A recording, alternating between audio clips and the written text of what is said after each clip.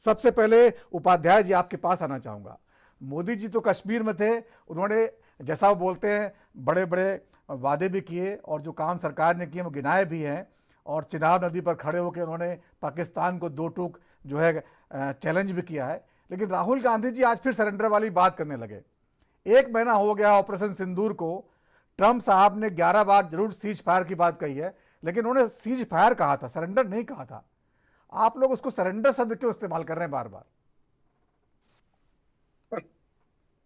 देखिए नवीन जी, आप कह रहे हैं कि 1 महीना हो गया है, राहुल जी सरेंडर की बात कर रहे हैं।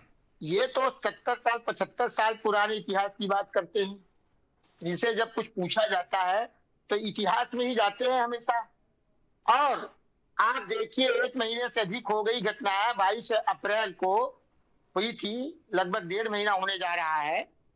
और प्रधानमंत्री जी न पहलगाम गए, न पुंछ गए, वहां पर गोलीबारी में पाकिस्तान के द्वारा जो है सैनिकों द्वारा जो 16 लोग मारे गए उनको सांत्वना देने के लिए गए तो फीता काटने के लिए गए, क्योंकि फीता काटने में उनकी छवि जो है उनको लगता है कि निखरती है, हालांकि छवि निखर नहीं रही है। लेकिन उपाध्याय जी बड़ा काम आज किया है, आज तो बहुत बड़ा काम कश्मीर में हुआ, विकास की गंगा बही है, जम्मू से श्रीनगर को जोड़ दिया रेल नेटवर्क से, इसकी तो कम से कम तारीफ करनी चाहिए आप लोगों को। इतने 40 साल पुराना प्रोजेक्ट जो आपकी सरकारें पूरा नहीं कर पाई वो आज पूरा करके दिखाया है। नहीं नवीन जी, देखिए विकास एक शाश्वत प्रक्रिया है जो होता ही रहता है।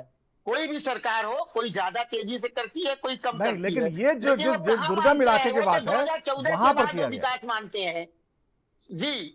और ये जो काम करते हैं 4-6 महीने में, वहां कोई दरवाजा टूट जाता है तो कोई गेट टूट जाता है तो कोई पुल गिर जाता है। ठीक है, आप जो बात कह रहे थे, पहली बात राहुल गांधी जी को इस पर आइए। आप क्या इन्होंने सरेंडर के व्यक्तित्व को, इनके मित्र जो रहे हैं, हालांकि इनको समय समय पर अपमानित करने का काम कर रहे हैं ट्रंप जी, और इनको क्या वो भारत को अपमानित करने का प्रयास कर रहे हैं। देखिए ये हमारी जो छवि हो रही है ये भविष्य के लिए बहुत हानिकारक होगी। अरे 11 बार उन्होंने कहा कि हमारे कहने पर, हमारे धमकाने पर इन्होंने सरेंडर किया या समझौता किया। नहीं, सीज फायर की बात कीजिए उपाध्याय जी। देखिए जो बयान है सबके सामने है, पब्लिक डोमेन में है। सीज फायर की बात करते हैं, आप उसको सरेंडर बता देते हैं, तो सीज फायर सरेंडर दोनों एक ही है क्या? अच्छा सुनिए, लेकिन हमारी देश की जनता उसको सरेंडर ही मान रही है। जनता की अवधारणा यही बनी है। क्यों? क्योंकि ट्रंप कह रहे हैं, और ट्रंप रूस के प्रधानमंत्री से, राष्ट्रपति से भी अब कह रहे हैं।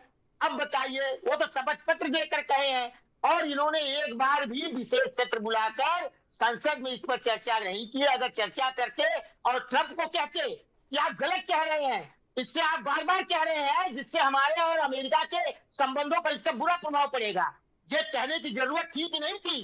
तो कहां बोल पा रहे हैं मोदी जी? तो कहां, जहां उनको बोलना होता है वहां से भाग खड़े होते हैं। कल को क्यों नहीं जवाब दे रहे हैं भाई? इनकी ये आज है कल नहीं रहेंगे, हम आज है कल नहीं रहेंगे, लेकिन भारत देश तो रहेगा। कल दूसरा देश ऐसी बात कहने लगे, तीसरा देश कहने लगे, तो हमारी कहां विदेश नीति कहां धरातल में चलती जा रही है भाई इनके। अच्छा उपाध्याय जी, अगर एक बार मोदी जी कह देंगे फिर आप कहना बंद कर देंगे सरेंडर वाली बात? जी चाहे तो कहां कहेंगे, तो फिर आपको दूसरी बात निकाल लेंगे, फिर आप कुछ और कहना शुरू कर देंगे। नहीं, अरे जवाब तो दे। इनको अमेरिका को जवाब देने में, चीन को जवाब देने में इतना क्यों डरते हैं भाई? क्यों सरेंडर करते हैं?